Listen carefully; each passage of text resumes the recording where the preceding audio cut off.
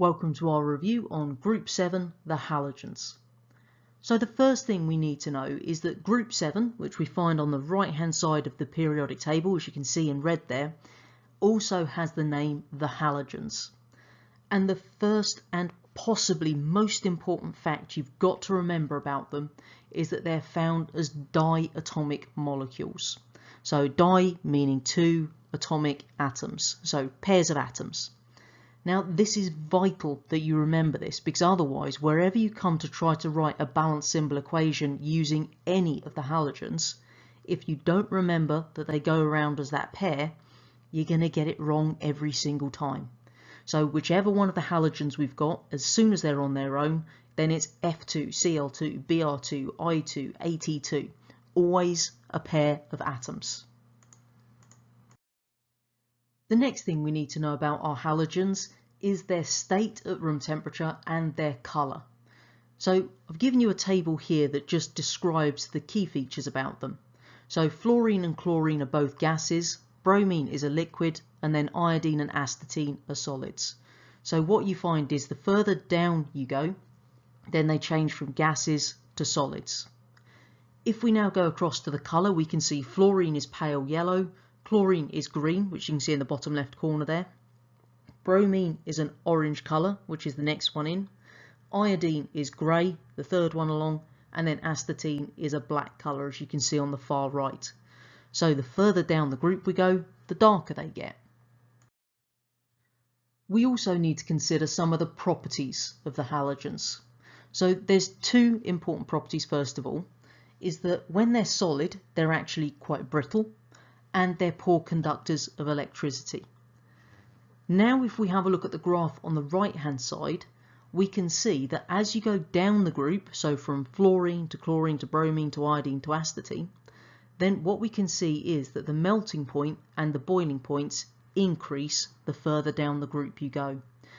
And again, this could be one of those questions where they've given you the sort of numbers or a graph that tells you most of those elements melting and boiling points, but there's something missing that you then have to work out. So just like before, work out the differences for the others that they've given you and then apply it as closely as you can to the missing one.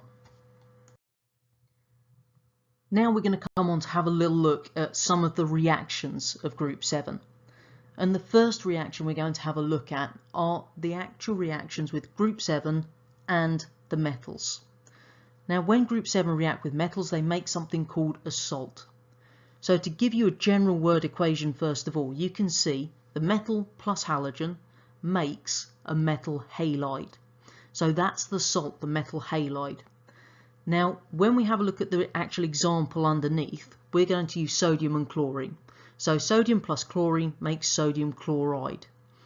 Key thing to notice here, halogens on their own end in INE, but when they're joined to the metal in the salt, the ending there changes to IDE.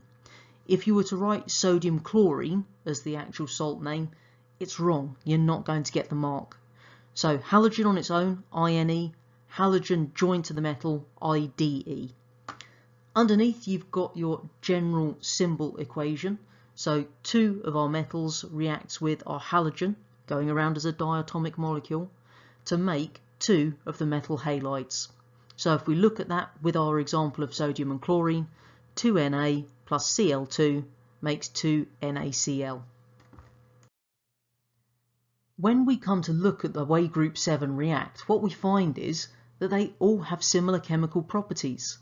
And again, the reason for that is if they're in Group 7, it means they have 7 electrons in their outer shell, which means that when they undergo a reaction, they're all going to be gaining 1 electron, because that then means the outer shell will be full.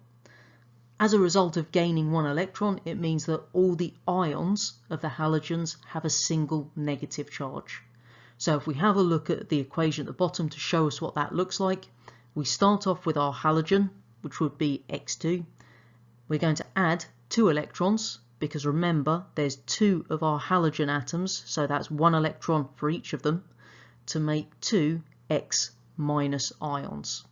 So if we think about that as our example of chlorine, then we start off with Cl2, we add 2 electrons, 1 to each of the chlorine atoms, and we make 2 chloride ions, each with a single negative charge. Hopefully at the end of this video we can recall the name of group 7. As the halogens we can remember the states and their colours, and we can also describe their properties and reactions.